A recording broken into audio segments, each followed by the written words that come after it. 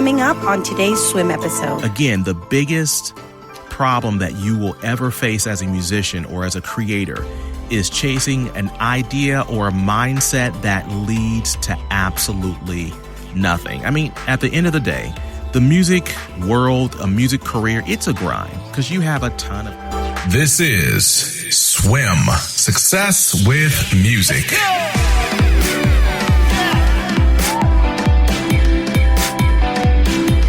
Yo, what's going on, everybody? You are listening to the Success with Music podcast, and we abbreviate that by calling it the Swim podcast. And my name is Walt. I am your music coach, and this is a podcast for singers, songwriters, beat makers, music students, any and everyone who is about the music life. This podcast is absolutely for you. Again, my name is Walt. I appreciate you listening to the show as always. And the goal of the show is to provide you with some tips, insight, and advice to help you take your music career, your music production, your music dreams to the next level. In today's episode, hopefully, we'll steer you in that direction. So we've been away for just a while here. And some of that has been just due to the crazy election season in this country. We're here in the United States, if you don't know. And yeah, it's been quite interesting to say the least. As we speak, it's still interesting, even though the elections are over and there's a projected winner. Yeah. Anyhow, we're not going to get into politics whatsoever because I'm so over that at this point. But just kind of catching you up on where we are as you're listening to this podcast, especially if you're listening to it around the time that it has come out. Nonetheless, if you are sick of the election like I am, today will be a day where we can take our mind off of it and get back to grinding on what matters, music. All right, let's do it.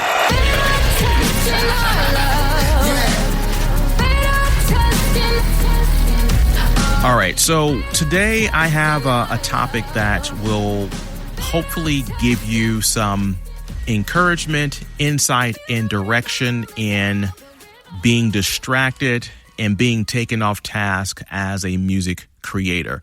So today we're going to talk about some myths surrounding music success, around production, around your music career. And I want to debunk and uncover the false nature of these myths so that you don't get stuck mentally. You don't get stuck in the creative process by chasing things that are really not based on anything other than widely spread misinformation, if I can put it that way. So nonetheless, I want to go ahead and get to it. So today, if you're going to keep track here, we have about 5 different ideas that I want you to really think about with respect to myths in music success. All right, so let's get to it. All right, so when you are pursuing your music craft or your music career, the biggest waste of time and the biggest energy destroyer for you will be chasing an idea or a mindset that literally leads to nothing. Again, the biggest problem that you will ever face as a musician or as a creator is chasing an idea or a mindset that leads to absolutely nothing. I mean, at the end of the day, the music world, a music career, it's a grind because you have a ton of competition. There's a ton that you need to do to get people engaged in your product, to like your product, to follow you and things like that. Life is already hard enough. You make it exponentially harder by following things that really don't provide any substantive help for what you're trying to accomplish as a musician. Again, it can take you, some of these myths can actually take you in the opposite direction, have you go backwards. And that's the last thing you want to do. So I want to go through 5 things that you should keep your ears and eyes open for as a music creator. All right, so let's go with tip number 1, the Mirage Mindset. As the tip title would suggest, there is a mindset that some musicians have to where they see something off in the distance and they're thinking to themselves, if I keep marching in that direction, if I can get there, then I will be satisfied. So that's just like a mirage. You've seen the cartoons or you've seen the movies, right? You're in the desert somewhere and you're thirsty, you're just dying, and you see this glistening pool of water way off in the distance. You're walking, and you get to that spot and you realize there's absolutely zero payoff. And that happens with a lot of musicians when they adopt the Mirage mindset. What is that specifically? I'm talking about thinking that when you get that next plugin, when you get that new microphone, when you finally upgrade your monitors or whatever, at that point in time, that's when you're going to start turning out real hot tracks, real bangers, and that's when your career will turn around. And I'm telling you that if you have that mindset and you're always thinking about the next piece of gear or the next piece of software that you need to buy, and if and only then when you have that, then you will have success. I'm telling you that you are killing yourself, absolutely killing yourself. Now, don't get me wrong. There are some extreme situations to where if you're trying to be a beat maker and you have zero software to work with, yeah, you need software. That's the obvious thing. I'm talking about you got some halfway decent software. You have some halfway decent factory plugins. You have a microphone that can actually record sound. Sure, you may not be in a multi-billion-dollar studio, but hey, your little home set up in your closet with your blanket hanging up on the wall or your mattress or whatever suffices as a sound booth. But you're thinking, no, if I get into the studio or if I do this, if I do that, then I will be successful. I'm telling you, I've watched musicians over the years. I've done this to where when you get that thing, the very next moment you're going to be thinking about, oh, you know what? But what I need in addition to that is X. And I'm telling you that as a musician, this is a never-ending cyclical battle that you will fight. There's nothing wrong with getting gear. There's nothing wrong with upping what you have. But thinking that at that point you're going to have success, that is absolutely wrong. So what I'm saying to you is take what you have and I'm telling you, work that thing until it sounds like completely amazing. A quick story. Many years ago, when I first started my studio, I had a major TV network that I was trying to pitch on sending some music to and having my music featured in some of the TV shows and things like that. I was talking to one of the head people in this TV department. Now, mind you, I just started my company. If I remember correctly, I think I was still working out of my apartment, like out of my son's bedroom, out of my weird makeshift studio. I mean, it was ultra low budget. So anyhow, I reach out to this exec. And we're talking back and forth. I had my website set up. I had some literature about my studio and things like that. I took the things that I had, my sample tracks, my website, my little e-brochures, everything that I presented to him was ultra high quality. He sees this and says, oh, you know what, Walt, we can't afford you. We can't work with a company in a studio of your size. And I'm thinking, bruh, I'm literally working out of my apartment. Now, I didn't say that to him, but this is a story that stuck with me over years. I'm like, wow, you know what?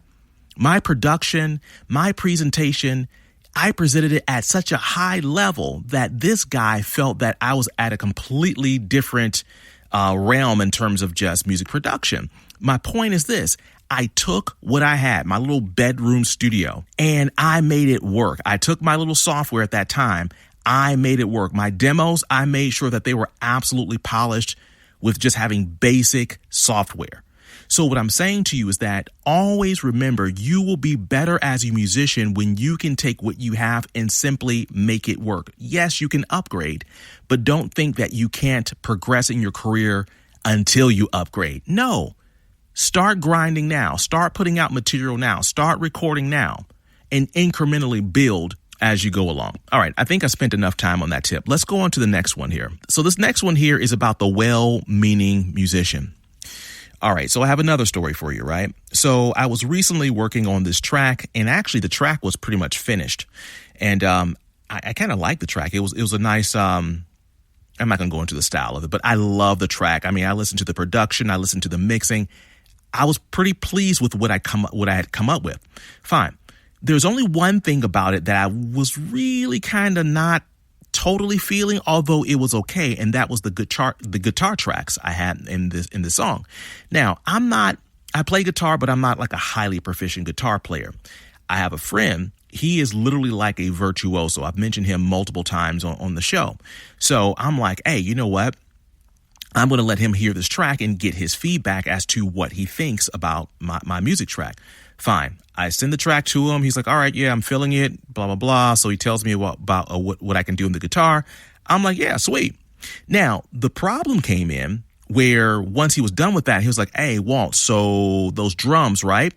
If I were you, I would have someone track those drums live. You need to have a live drum player in there. That will really make this track pop.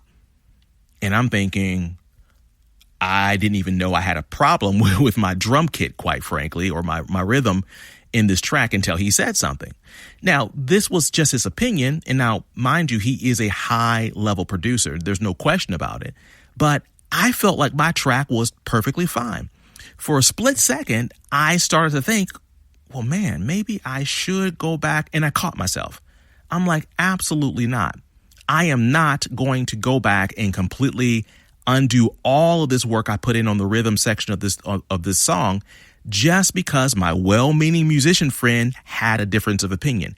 I guarantee you that when I let someone hear this track, the average listener, they will never be able to tell that it's not a real drummer, ever. That one I'm absolutely confident on.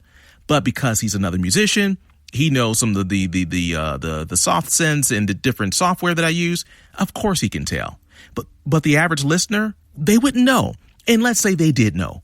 Do they care if I'm using programmed drums versus, a live drummer? No. The point is, if that were you, some of you will get distracted. You're like, oh, that's wrong. Oh, I should do this. And then you'll run off and start making changes to something that really does not need to be changed. So the point being is that musicians sometimes will offer other musicians very distracting tips and insight that will send you running down some weird rabbit trail. I'm going to tie this point to the previous one. You may get a hold of a musician and they're like, yeah, the track is nice, but what kind of microphone are you using? You're like, I'm using the Budget 2000. And it's like, okay, you know what? What you need to do is buy the Monster 3000X and then your vocals are going to shine. So you spend all your time and energy trying to come up on that mic. You finally come up on that mic because of the recommendation of another musician. You're going to let someone hear it, and then someone's going to be like, dude, what kind of preamp are you using? And there you go. You're going to start going into a big circle. My point being is that take the advice, take the input of other musicians, but be very careful. The average listener for your song, they are not musicians.